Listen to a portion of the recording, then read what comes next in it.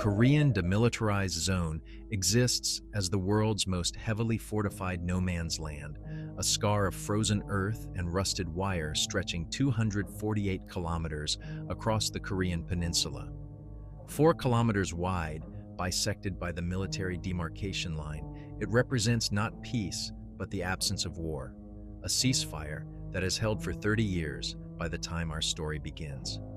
Here, in March of 1983, the Cold War maintains its most visible and volatile front, where American soldiers stand guard alongside their South Korean allies against an enemy separated by mere meters of contested ground. The topography itself tells the story of division. North of the line, the terrain rises into steep, heavily forested ridges where North Korean observation posts peer down like stone sentinels. South of the demarcation, rolling hills give way to rice paddies that stretch towards Seoul, 48 kilometers distant. Between them lies the zone itself, a wilderness reclaimed by nature, where deer graze among minefields and wild boar root through soil that has known no plow for 3 decades. Military engineers have carved this landscape into overlapping fields of fire, anti-vehicle obstacles, and killing zones marked by signs in 3 languages warning of instant death. The 2nd Infantry Division's 1st Battalion, 506 Infantry Regiment, maintains its sector along the western approaches to the Joint Security Area. Their forward observation posts, designated OP Alpha through OP Delta, form a defensive line anchored on dominant terrain features overlooking the military demarcation line. Each position houses a 4-man team equipped with ANPVS-4 night vision devices, PRC-77 radios, and detailed sector sketches updated daily by intelligence officers who monitor every blade of grass on the northern side through high-powered scopes. Captain James Morrison, commanding Bravo Company, has walked these positions countless times since his arrival from Fort Campbell 8 months prior. His soldiers know the rhythm of the zone, the daily exchange of stares across the wire, the occasional propaganda broadcasts echoing from speakers mounted on North Korean towers, the mechanical precision of patrol routes that never vary by more than 5 meters. They know which shadows move with the wind and which remain still, which sounds belong to the night and which do not. But the soldiers also know the stories.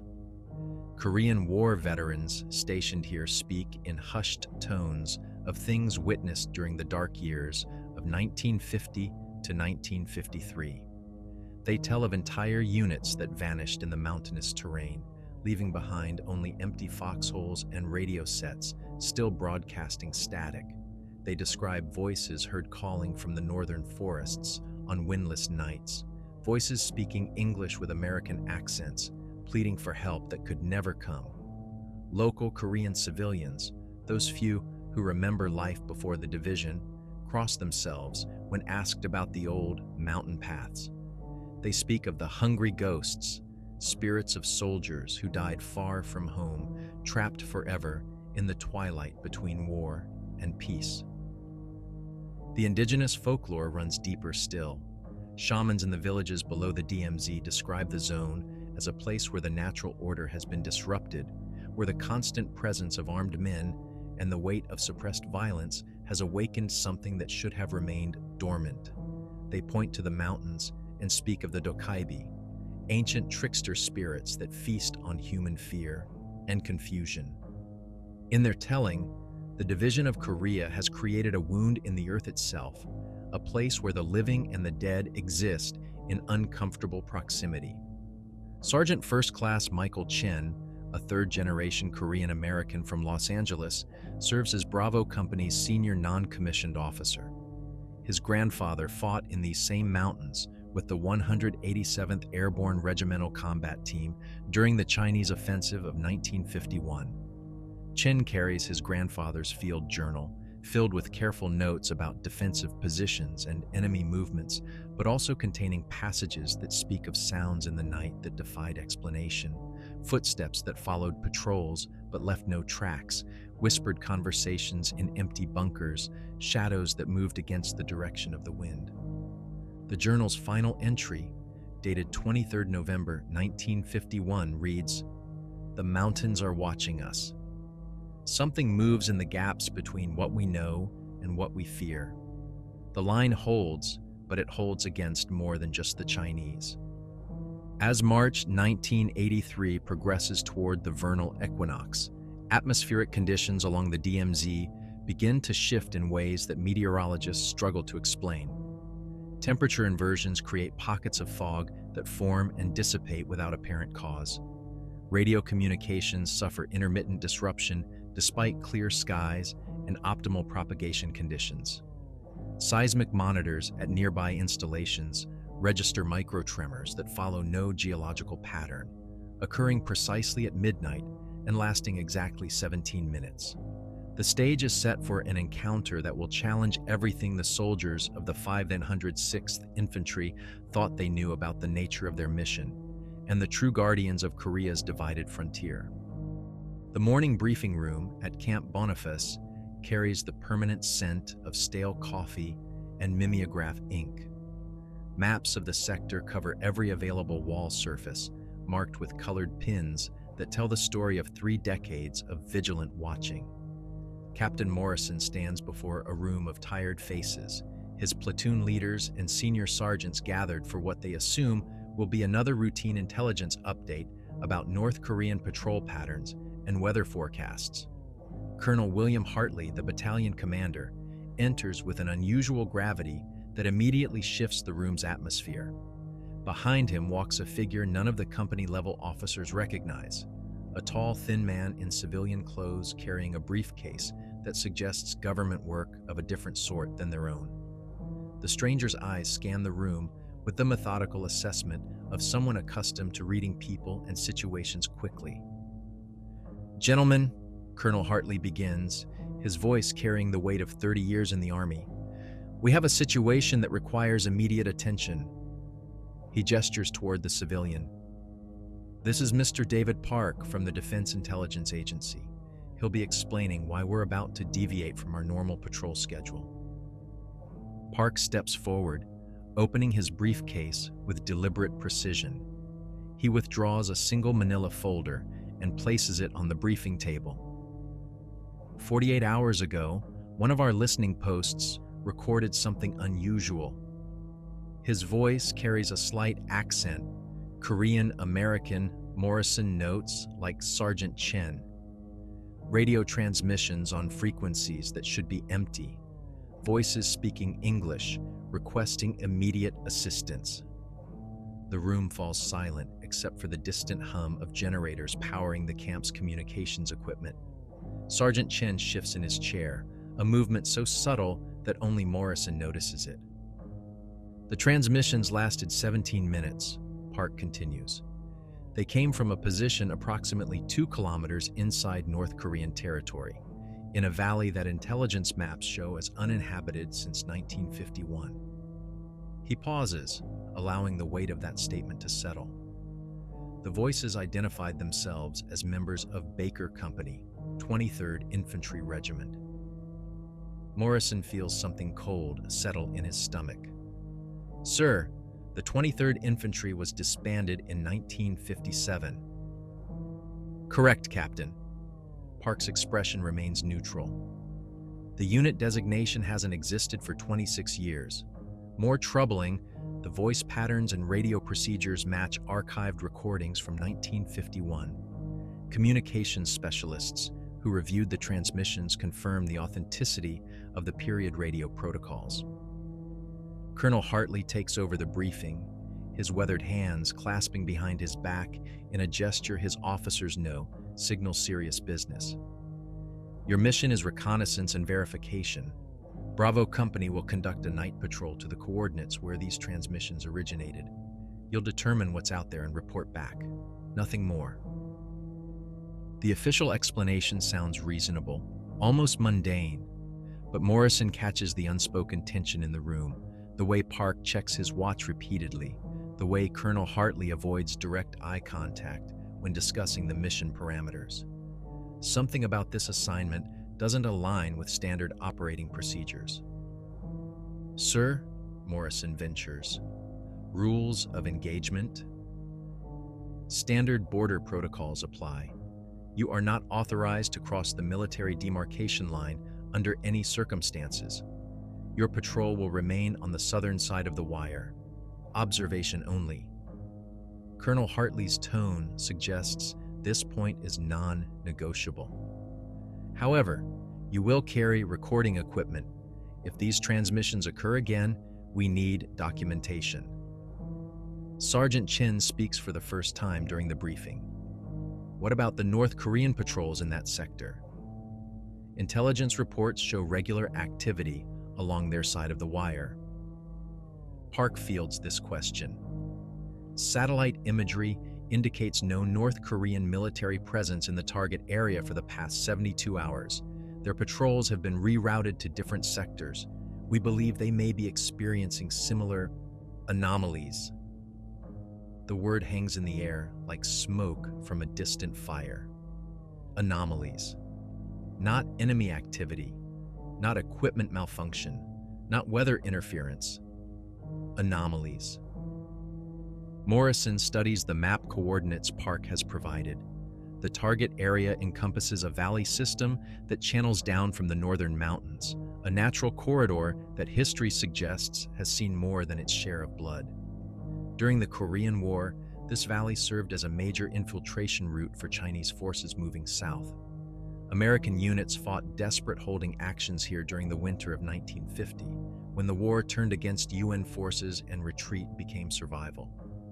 The briefing concludes with equipment assignments and departure times.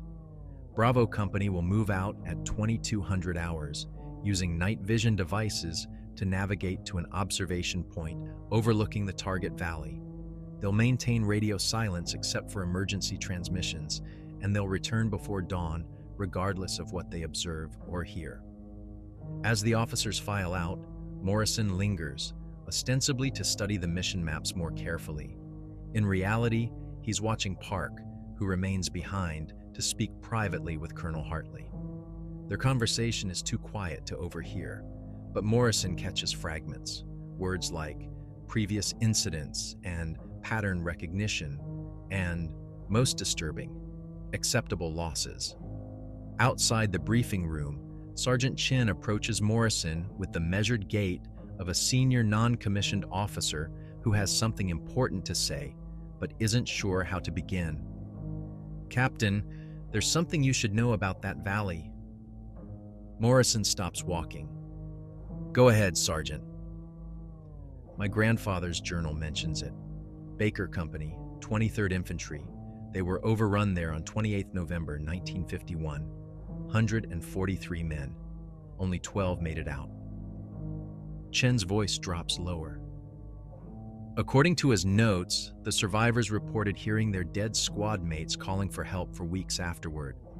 Radio operators picked up transmissions from positions that had been overrun, always at night, always requesting immediate assistance. The pieces begin to form a pattern that Morrison doesn't want to acknowledge. How long did these transmissions continue?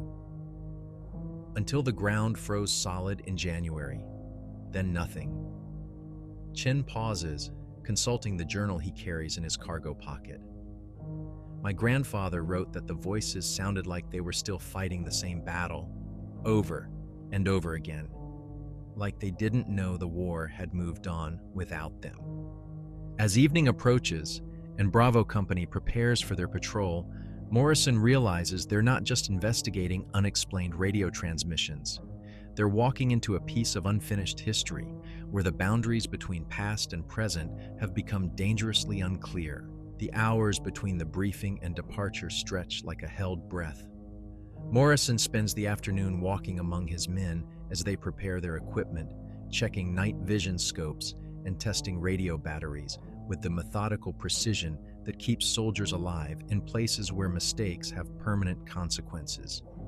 But beneath the routine preparations, he senses something different in their movements, a tension that has nothing to do with standard pre-mission nerves. Private First Class Tommy Rodriguez, barely 20 years old and 6 months into his tour, approaches Morrison near the armory. "Captain, Is it true what they're saying about the voices on the radio? Morrison considers his response carefully. Information travels fast in a company-sized unit, and rumors have a way of growing more elaborate with each retelling. What exactly are they saying, Rodriguez? That we're going to listen for ghosts, sir. Dead soldiers still calling for backup. Rodriguez's voice carries the uncertainty of someone trying to sound skeptical while harboring genuine worry. Sergeant Martinez says his buddy in communications heard the actual transmissions, says they sounded real. Before Morrison can respond, Sergeant Chin materializes beside them with the silent approach that comes naturally to infantry veterans. Rodriguez, finish your equipment check. We move in 4 hours. His tone carries the authority that sends the young soldier away without argument. Chin waits until Rodriguez is out of earshot before speaking. The men are spooked, Captain. Word's gotten around about what we're supposed to be looking for. And what do you think about it, Sergeant? Chin's weathered face reflects the internal struggle of a rational man confronting something that challenges his understanding of the world. I think my grandfather wasn't given to flights of imagination. He wrote about concrete things, enemy positions, casualty reports, supply shortages. But those last entries about the voices... He trails off, then continues with deliberate precision. He documented times, frequencies, even tried to triangulate locations. That's not the work of someone making things up. The conversation is interrupted by the arrival of Specialist James Walsh, the company's radio operator, carrying a piece of equipment Morrison doesn't recognize. The device appears to be a standard military radio, but modified with additional components that suggest specialized purpose. Mr. Park wanted you to have this, sir, Walsh explains, setting the device on a nearby crate. He called it a frequency analyzer. Says it'll record anything we pick up on the radio nets, even transmissions that shouldn't be there. Morrison examines the device, noting the unfamiliar dials and switches that suggest capabilities beyond normal field communications. Did he explain how to operate it? Basic stuff, sir. Turn it on, set it to scan mode, and it automatically records anything it detects. He was real specific about one thing.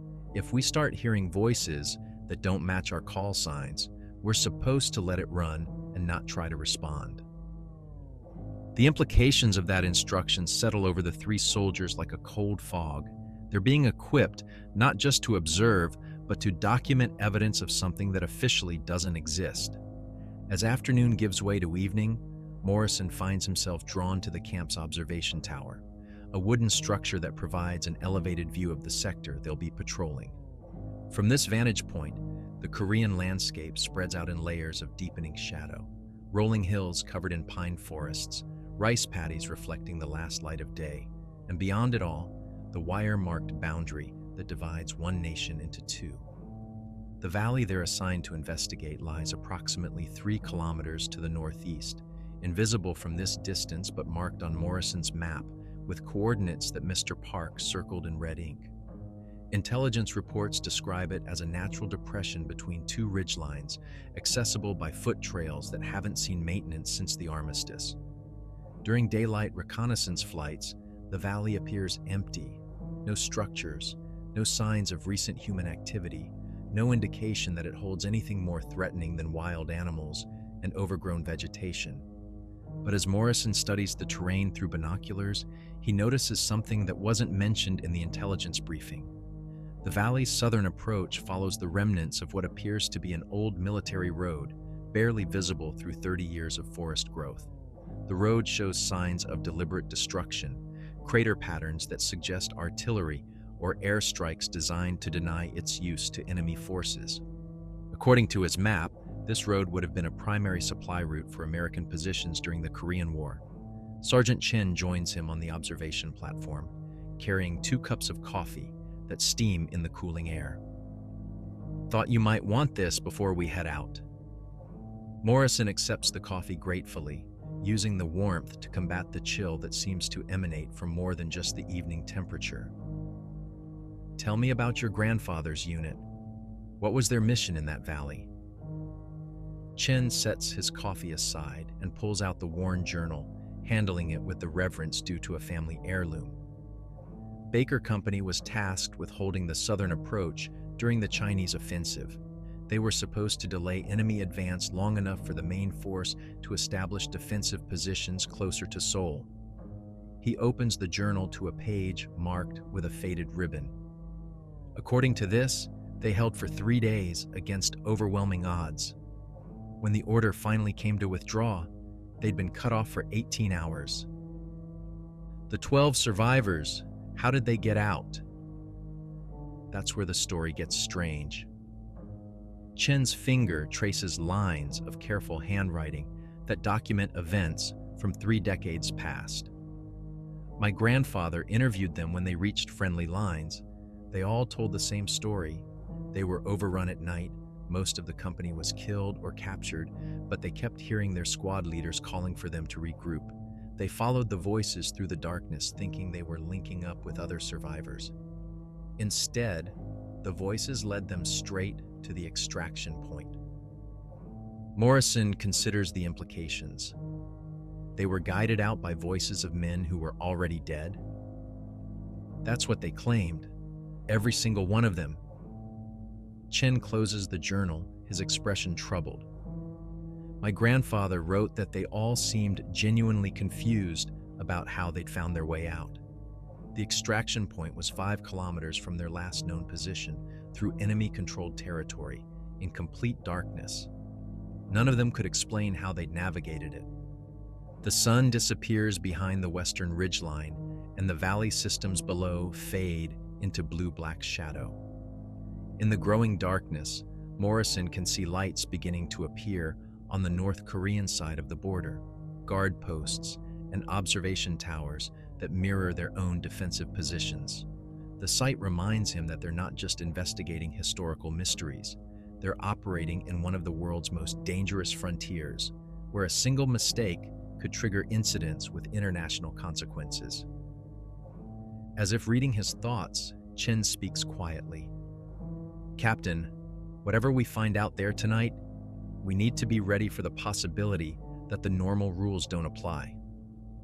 Morrison nods, though he's not entirely sure what that means.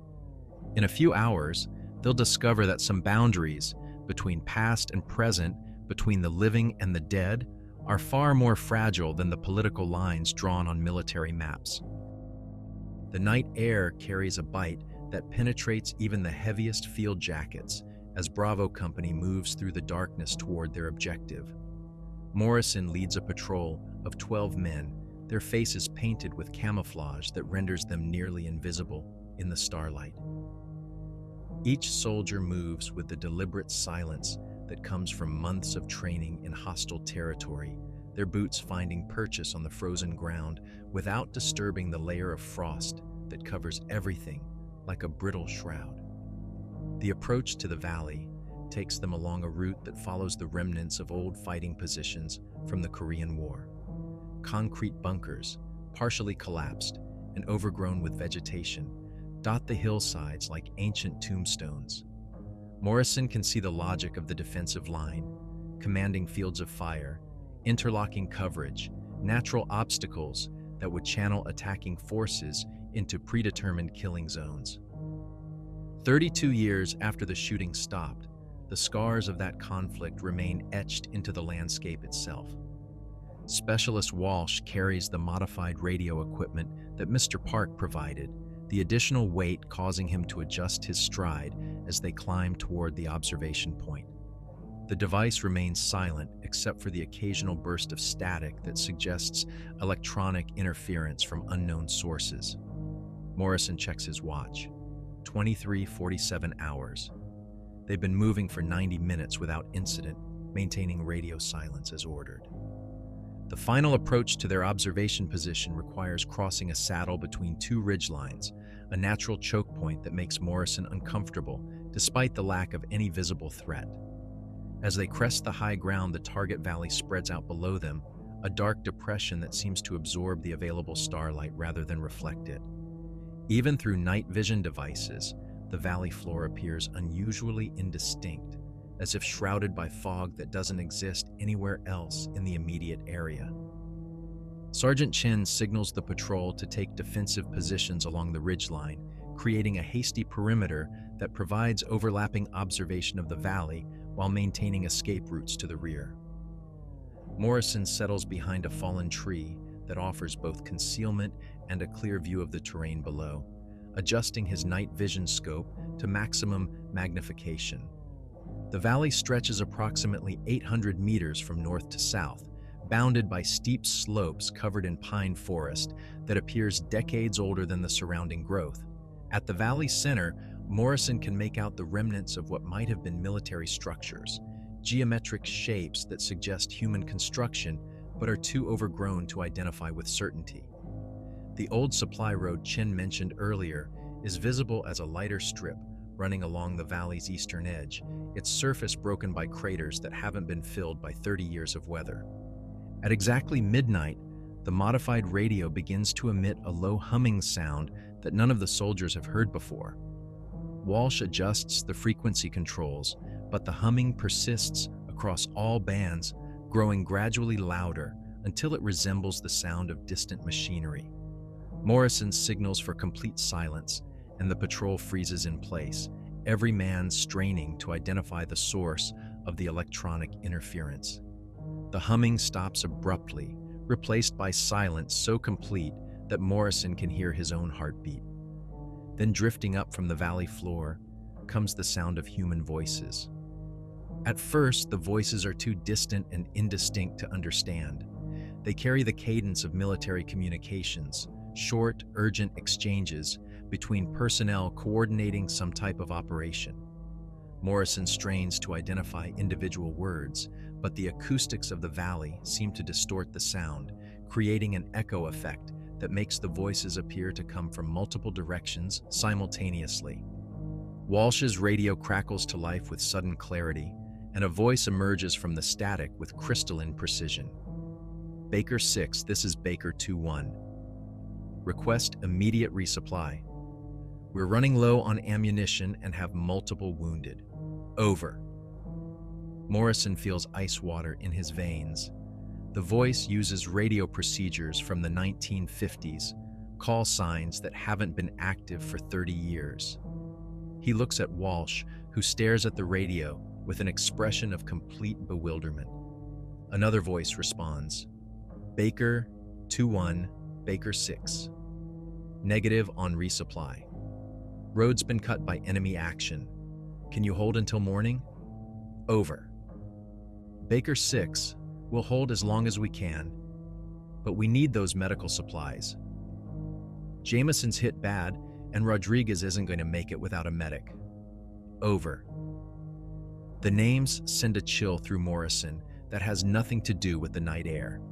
Jameson and Rodriguez, common enough names, but the voices carry an urgency that suggests men dying in real time, not recordings from 3 decades past.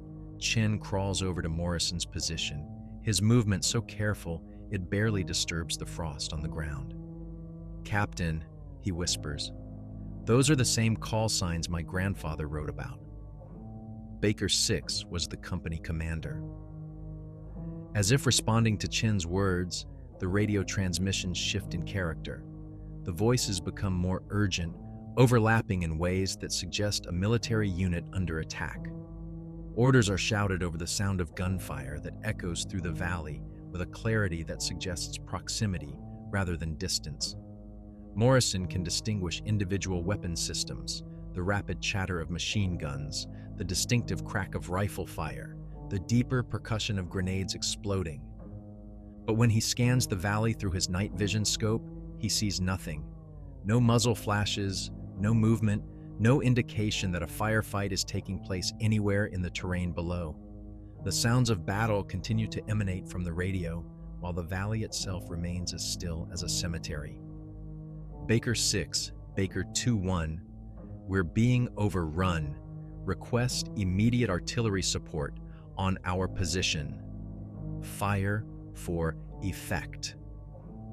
The desperation in the voice is unmistakable, a soldier calling for help that will never come. Morrison realizes they're listening to men die over and over again in a battle that ended before most of his patrol was born. Suddenly, the tactical situation changes. Through his night vision scope, Morrison sees movement on the valley floor. Not the sharp, defined images of living soldiers, but vague shapes that seem to drift through the terrain without regard for obstacles. The shapes move with purpose, following patterns that suggest tactical movement, but their outlines remain indistinct, as if viewed through water or heavy smoke. The radio transmissions become more frantic. Baker elements. This is Baker 6. Fall back to secondary positions. Repeat. Fall back to the rally point. We cannot hold this position. As Morrison watches, the moving shapes converge on the area where the old military structures are located. The sounds of gunfire intensify, and new voices join the radio chatter. Voices calling for ammunition, for medical assistance, for help that exists only in the electronic memory of Walsh's modified radio. Then cutting through the chaos of phantom battle sounds comes a voice that speaks directly to the present. Unknown station, unknown station. This is Baker 6. Can anyone hear us? We need immediate assistance. Our position is overrun. Requesting immediate extraction. Walsh looks at Morrison with wide eyes, his finger hovering over the radio's transmit button. The voice from the valley is calling to them, reaching across 32 years of history to ask for help that Morrison knows he cannot provide. The sounds of battle fade gradually, replaced by the electronic hum that preceded them. But the final transmission comes through with perfect clarity. If anyone can hear this, tell them we held the line. Tell them Baker Company held the line. In the silence that follows, Morrison realizes they've just witnessed something that will challenge every assumption about the nature of reality along Korea's divided frontier. The silence following the final transmission stretches for nearly 10 minutes, broken only by the whisper of wind through pine branches and the distant rumble of generators from the camp they left behind. Morrison's patrol remains frozen in position, each man processing what they've witnessed according to his own capacity for accepting the impossible. Some stare at the valley with the wide-eyed attention of soldiers expecting enemy contact. Others focus on their equipment, checking and rechecking weapons, as if mechanical reliability could somehow restore order to a world that has suddenly revealed new rules. Then the temperature begins to drop. The change is subtle at first, a gradual cooling that might be attributed to normal nighttime conditions. But within minutes, the air becomes so cold that each exhaled breath forms clouds of vapor that hang motionless in the still air. Frost begins to appear on metal surfaces that were clear moments before. Morrison's night vision scope fogs, despite the anti-condensation coatings, forcing him to remove and clean the lens repeatedly. Walsh monitors the radio, adjusting frequencies in an attempt to re-establish contact with the phantom transmissions. The device cycles through multiple bands, producing only static until it locks onto a frequency that carries something unexpected: music. Big bands swing from the 1940s, the kind of music that would have been popular when the soldiers of Baker Company were young men dreaming of home. The melody drifts across the valley with impossible clarity, as if broadcast from a source that exists both everywhere and nowhere. "Captain," Chin whispers, his voice barely audible above the distant music. "Look at the valley floor." Morrison raises his night vision scope and immediately sees what has captured Chin's attention. The mysterious shapes they observed earlier have multiplied, and their movement patterns have become more defined. Through the green-tinted optics, he can distinguish what appear to be individual figures moving through the terrain in standard tactical formations. Fire teams advancing by bounds, supporting elements providing cover, wounded soldiers being carried to casualty collection points. But these are not living men. The figures possess a translucent quality that allows the terrain behind them to remain visible, as if they're composed of concentrated moonlight rather than flesh and blood. Their equipment appears authentic to the Korean War period: heavy winter clothing, obsolete weapons, gear configurations that match historical photographs. Yet despite their ghostly appearance, their movements demonstrate the precision of experienced infantry, men who understand their trade and execute it with deadly efficiency. The radio crackles back to life, but the transmissions now carry a different character. Instead of the frantic combat communications they heard earlier, the voices sound calm, almost conversational, as if the phantom soldiers have noticed the modern patrol observing them. Unknown station monitoring this frequency. This is Baker 6 Actual. We can see your position on the ridgeline. Morrison's blood turns to ice water. They're being directly addressed by voices from 1951 across 32 years of linear time, as if the normal rules of causality have been suspended in this valley. Walsh looks at Morrison with an expression that pleads for guidance. The radio operator's finger hovers over the transmit button, waiting for orders that Morrison isn't prepared to give. Responding to the transmission would acknowledge the impossible and potentially escalate a situation already beyond their understanding. Baker 6, this is Baker 2-1. The modern soldiers are carrying advanced optics, night vision devices, technology we never had. Morrison realizes, with growing unease, that the phantom soldiers can observe his patrol with the same clarity that he observes them. The tactical advantage of concealment and superior equipment means nothing against an enemy that exists outside conventional understanding. Chen crawls closer to Morrison's position, moving with exaggerated care to avoid making noise. Captain, we need to make a decision. Do we respond or do we pull back? Before Morrison can answer, the tactical situation deteriorates rapidly.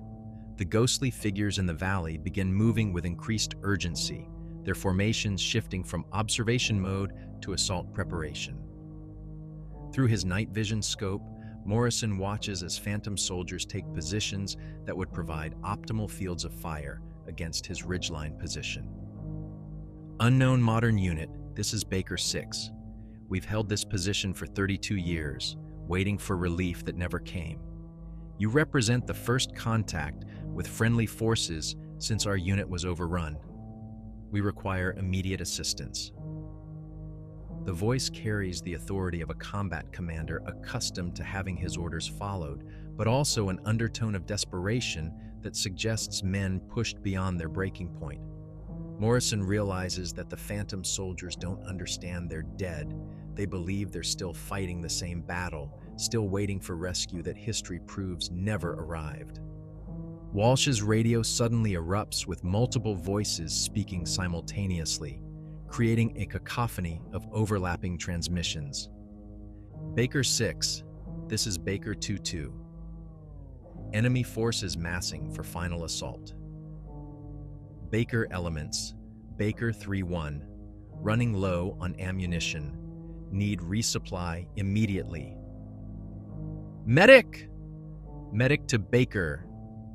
2-1 position. Man down, man down. Baker 6, Baker 4-2. Can you confirm extraction coordinates? We have wounded who need immediate evacuation. Morrison recognizes the communications pattern, a military unit in its final moments, men calling for help that exists only in the memories of the dead. But the phantom soldiers seem to believe that Morrison's patrol represents the relief force they've been expecting for 3 decades. The temperature continues to plummet, reaching levels that threaten equipment function and soldier safety.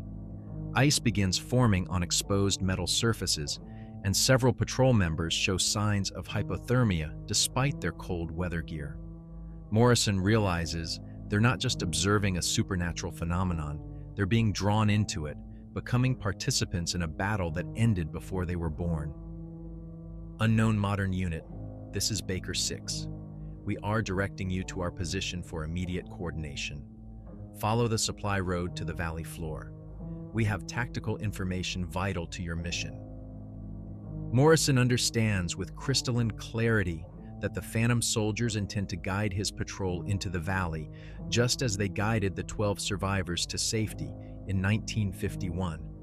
But unlike those earlier soldiers, Morrison's men are alive, existing in present time, and entering that valley might mean crossing a boundary from which return is impossible. The radio transmissions become increasingly insistent. Modern unit, acknowledge our transmission. We are combat effective and ready to integrate with your operation. Confirm your commander's call sign and unit designation. Walsh looks at Morrison with an expression that demands immediate decision. The Phantom soldiers are calling for response, their voices carrying the expectation of military personnel accustomed to having their communications answered. But Morrison recognizes that responding might constitute acceptance of an invitation to join Baker Company in their eternal vigil along Korea's haunted frontier. In the valley below, the ghostly figures have formed a defensive perimeter around what appears to be a command post established in the ruins of the old military structures. They wait with the patience of soldiers who have held the same position for 32 years, ready to brief their relief force on enemy dispositions that haven't changed since 1951.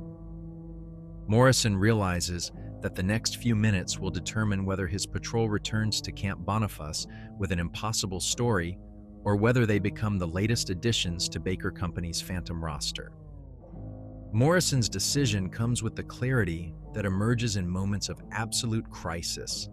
As the Phantom voices grow more insistent and the temperature continues its unnatural plunge toward dangerous levels, he signals for immediate withdrawal. His hand gesture cuts through the supernatural tension like a blade, reminding his soldiers that they remain bound by the laws of the living world and the chain of command that connects them to it.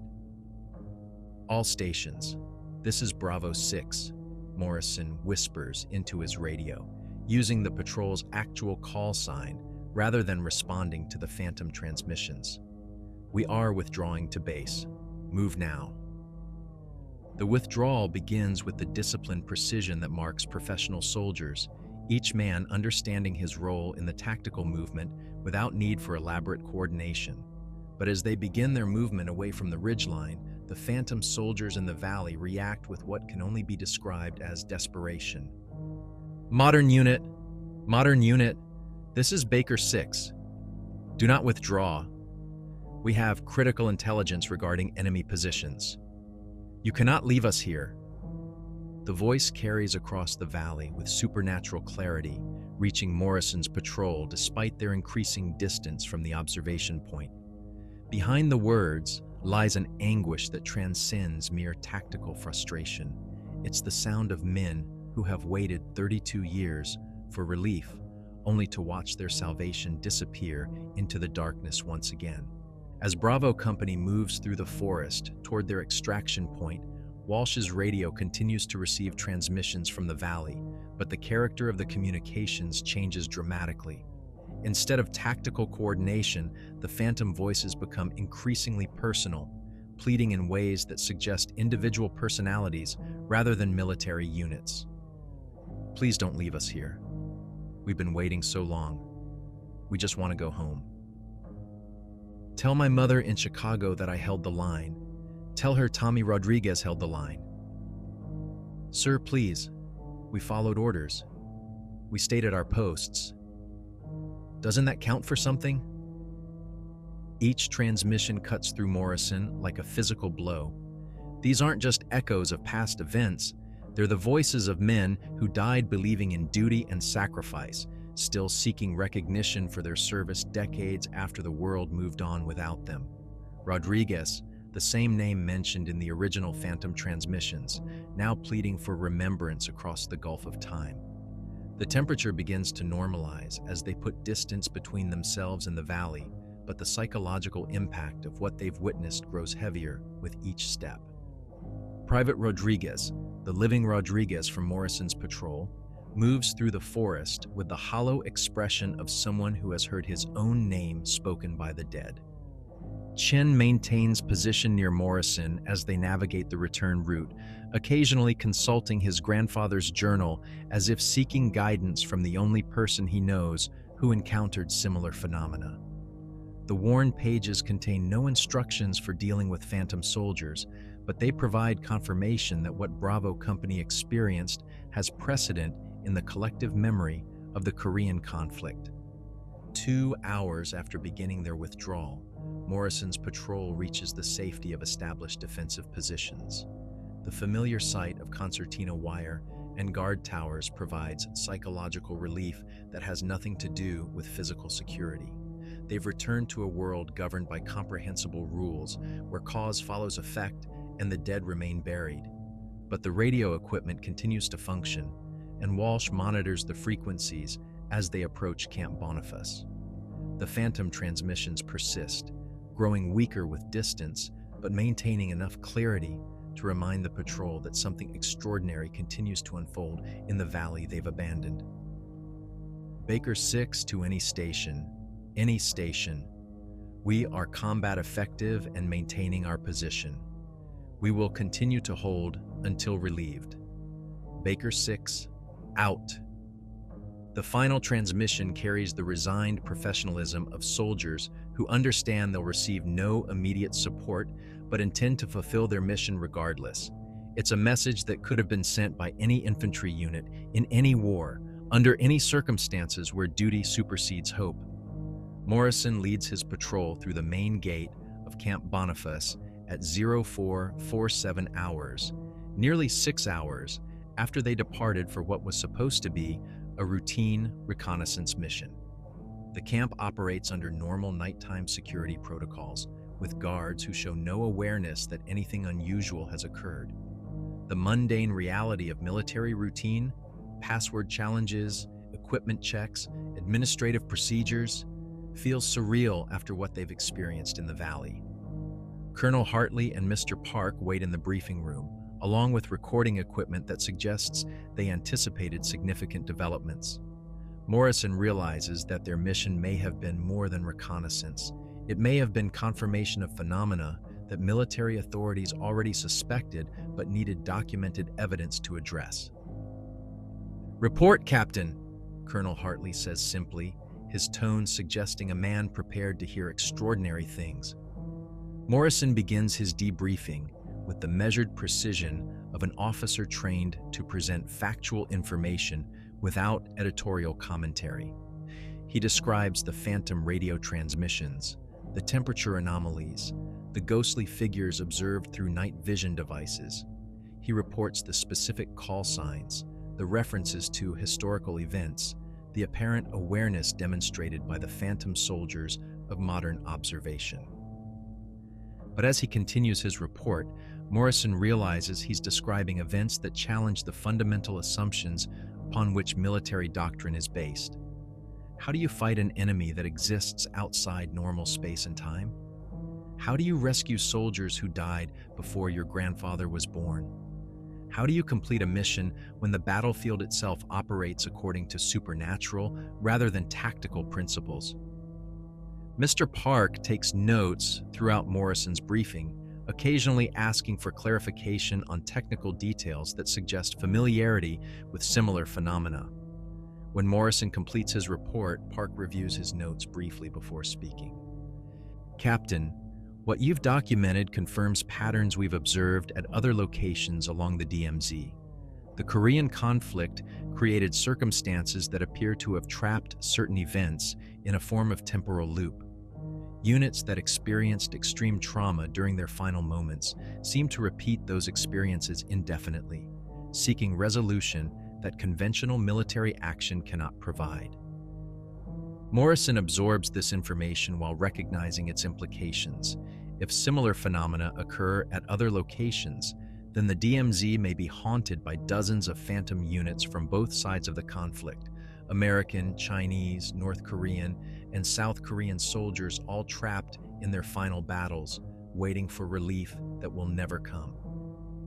Colonel Hartley concludes the briefing with instructions that feel inadequate to the situation. This information is classified at the highest levels. Your men will sign non-disclosure agreements and receive counseling as necessary. The valley remains off-limits to all personnel until further notice. As Morrison exits the briefing room, he carries the weight of knowledge that will fundamentally change his understanding of the Korean assignment. They're not just guarding against living enemies, they're maintaining a frontier where the unfinished business of war continues to unfold according to rules that exist outside military training and rational analysis. Behind him, Walsh's radio equipment continues to receive faint transmissions from the valley, proof that Baker Company maintains its vigil through another Korean dawn, still waiting for the relief that history proves will never arrive. The official report, filed by Colonel Hartley 3 days later, contains no mention of phantom radio transmissions or ghostly soldiers. Document number D, MZ83-047, classified SECRET and distributed to select personnel at 8th Army Headquarters, describes a routine patrol that encountered unexplained electronic interference and possible enemy psychological operations. The supernatural elements that define the actual mission are sanitized into bureaucratic language that transforms impossible events into mundane technical problems. But beneath the official silence, the story of Baker Company's Phantom Platoon begins to spread through the informal networks that connect soldiers across time and geography. Sergeant Chen transcribes the complete details into his grandfather's journal, adding contemporary observations to a document that already chronicles 30 years of similar encounters. Private Rodriguez requests transfer to a different unit, unable to reconcile hearing his own name spoken by the dead with his understanding of mortality and military service. Mr. Park disappears from Camp Boniface without explanation, taking his specialized recording equipment and leaving behind only instructions that the target valley remain permanently off-limits to all personnel. His brief presence becomes another classified detail in a conflict already saturated with secrets that cannot be shared beyond the community of those who experience them directly. The psychological counseling sessions mandated by Colonel Hartley prove inadequate to address what Morrison's patrol encountered. Military psychologists trained to treat combat stress and survivor guilt lack frameworks for helping soldiers process contact with supernatural forces. How do you counsel someone who has been personally addressed by the dead? How do you classify the emotional impact of abandoning comrades who died before you were born? Within weeks, Morrison notices changes in his men that transcend normal stress reactions. They develop an obsessive attention to radio communications, monitoring frequencies for phantom transmissions that might indicate similar phenomena at other locations. They study Korean War histories with academic intensity, seeking information about units that disappeared under mysterious circumstances. Most disturbing, they begin to identify with the phantom soldiers they abandoned, expressing guilt about leaving Baker Company to maintain its eternal vigil without support. The broader pattern emerges gradually through conversations with veterans from other DMZ sectors. Similar incidents have occurred with regularity since the armistice was signed in 1953. Chinese units trapped by avalanches during the 1951 winter offensive continued to broadcast requests for rescue using frequencies that shouldn't exist. North Korean soldiers who died defending strategic positions maintained their posts through supernatural persistence, occasionally engaging in phantom firefights that register on seismic equipment but involve no living participants. The indigenous Korean understanding of these phenomena predates the military presence by centuries. Village shamans describe the DMZ as a place where violent death has accumulated beyond the Earth's capacity to absorb it, creating conditions that trap human consciousness in repeated cycles of trauma. In their cosmology, the endless conflict between North and South has awakened ancient spirits that feed on human anguish, growing stronger with each year the division persists. Local folklore speaks of the Dokaibi as entities that exist between the world of the living and the realm of the dead, capable of manipulating both reality and perception to serve their purposes. The shaman suggests that these trickster spirits have formed symbiotic relationships with the phantom soldiers, preserving their consciousness in exchange for sustaining the emotional energy that violent death produces. In this interpretation, the DMZ has become a supernatural ecosystem where the trauma of war provides nourishment for forces that existed long before humans arrived on the Korean peninsula. Morrison finds validation for these indigenous perspectives in his grandfather's journal, which contains detailed accounts of encounters that military authorities have consistently dismissed as hallucinations or enemy propaganda. The journal documents conversations with phantom soldiers from multiple conflicts, not just the Korean War, but earlier battles that occurred on the same ground during Japanese occupation and Chinese invasions that stretch back centuries. The valley where Baker Company maintains its vigil has witnessed violent death for over 1,000 years, accumulating spiritual residue that transcends any single historical period. 6 months after the initial encounter, Morrison receives new orders transferring him to a stateside assignment.